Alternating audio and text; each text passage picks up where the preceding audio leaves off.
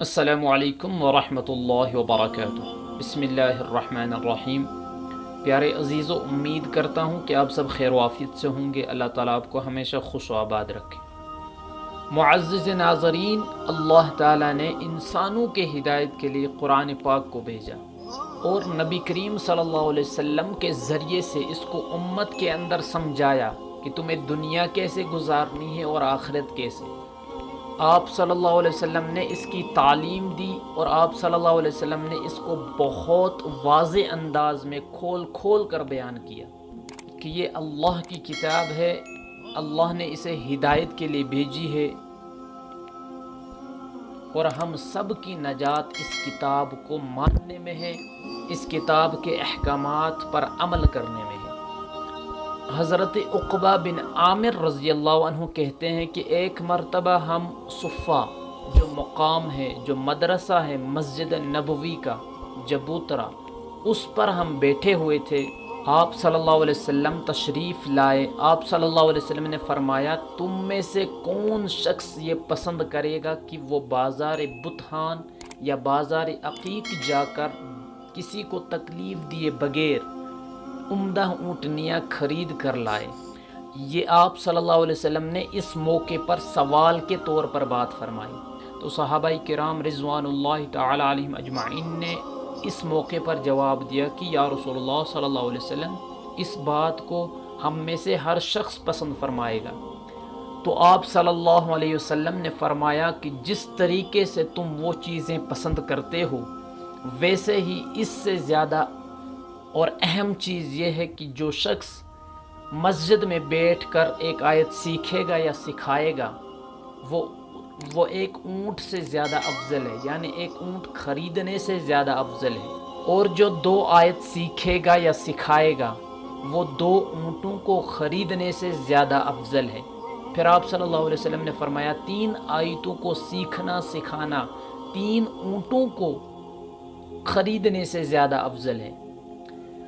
دراصل حضور صلی اللہ علیہ وسلم نے یہ مثال اس لیے دی تاکہ لوگوں کا ذہن مادی چیزوں سے معنوی چیزوں کی طرف آئے، یعنی دیکھنے والی چیزوں کی اہمیت جو ہمارے ذہنوں میں ہوتی ہے، اس سے آخرت کی طرف ان کو موڑنا تھا۔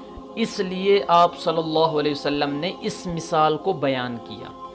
جبکہ قرآن اور اونٹ یا قرآن اور دنیا کی چیزوں کا کوئی تقابل قرآن سے نہیں کر سکتا، لیکن ذہن کے منتقل ہونے کے لیے آپ صلی اللہ علیہ وسلم نے یہ بات فرمائی۔ اس سے معلوم ہوا کہ قرآن پاک کی کیا عظمت اور کیا وقار انسانوں کے یہاں ہونا چاہیے۔ حضرت عثمان رضی اللہ عنہ فرماتے ہیں کہ میں نے حضور صلی اللہ علیہ وسلم کو یہ کہتے ہوئے سنا کہ آپ صلی اللہ علیہ وسلم نے فرمایا، خیرکم من تعلم القرآن وعلمہ، تم میں بہترین شخص وہ ہے جو قرآن سیکھے اور سکھائے۔ کیوں؟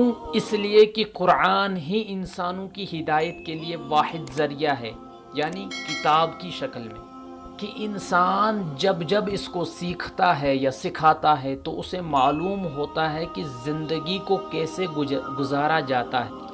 اور یعنی آپ صلی اللہ علیہ وسلم نے اس کے ذریعے سے یہ بات بتائی کہ آپ صلی اللہ علیہ وسلم کی اس ہدایت اور الفاظ کے ذریعے سے یہ بات معلوم ہوتی ہے کہ ہم میں سے بہترین شخص وہ ہے جو قرآن سیکھے بھی اور سکھائے بھی، چونکہ اس پر زندگی اور آخرت کا مدار ہے۔ حضرت عمر بن خطاب رضی اللہ عنہ سے روایت ہے جس میں انہوں نے حضور صلی اللہ علیہ وسلم کی یہ بات نقل کی، ان اللہ یرفع بہذا الکتاب اقواما ویضع بہ آخرین، کہ اللہ تعالیٰ اس کتاب کے ذریعے سے قوموں کو ترقی بھی دیتے ہیں اور اس کتاب کے ذریعے سے اللہ تعالیٰ لوگوں کو تنزل بھی دیتے ہیں۔ یہ اصل میں اس وقت کا پیغام ہے کہ ہم نے قرآن کو چھوڑ دیا اور قرآنی تعلیمات کو پس سے پش ڈالا، یعنی نہ ہم قرآن پڑھنا جانتے ہیں، نہ اس کا معنی جانتے ہیں، نہ اس کا مطلب جانتے ہیں، اور پھر ان تمام چیزوں کے ساتھ ساتھ میں زندگی چل رہی ہے۔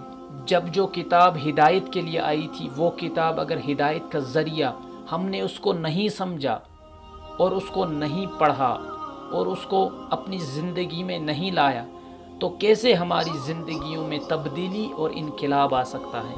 اس لیے ہم نے کوشش کرنی چاہیے اس بات کی کہ حضور صلی اللہ علیہ وسلم کے فرمان کے مطابق قرآن سیکھنا اور سکھانا، اور حضور صلی اللہ علیہ وسلم کے فرمان کے مطابق قرآن کی کیا عظمت اللہ کے یہاں ہے، اس کتاب کی کیا اہمیت اور کیا فضیلت ہے، اور حضور صلی اللہ علیہ وسلم کے فرمان کے مطابق اگر آج ہم ترقی چاہتے ہیں تو ایسی صورت میں قرآن پاک کے ذریعے سے ہی اور احادیث مبارکہ کے ذریعے سے ہی ہمیں ترقی مل سکتی ہے۔ اور اگر ہم نے اس کو چھوڑ دیا تو ظاہر سی بات ہے ہم دنیا کی ساری چیزیں حاصل کر لیں گے، لیکن وہ کامیابی نہیں عطا ہوگی جو عطا ہونا چاہیے، وہ کامیابی نہیں ملے گی جو ملنی چاہیے۔ اس لیے رمضان المبارک کی آمد ہے۔ جو حضرات قرآن پاک پڑھنا جانتے ہیں ان کو چاہیے کہ اس رمضان میں قرآن پاک پڑھنے کا معمول بنائیں، اور جو حضرات صحیح طور پر پڑھنا نہیں جانتے ان کو چاہیے کہ وہ ابھی سے اپنی تجوید کو صحیح اور درست کریں، قرآن کو صحیح انداز میں پڑھنے والا بنیں۔ اللہ تعالیٰ سے دعا ہے کہ اللہ تعالیٰ ہمیں اور آپ کو کہنے اور سننے سے زیادہ عمل کرنے کی توفیق عطا فرمائے۔ السلام علیکم ورحمۃ اللہ۔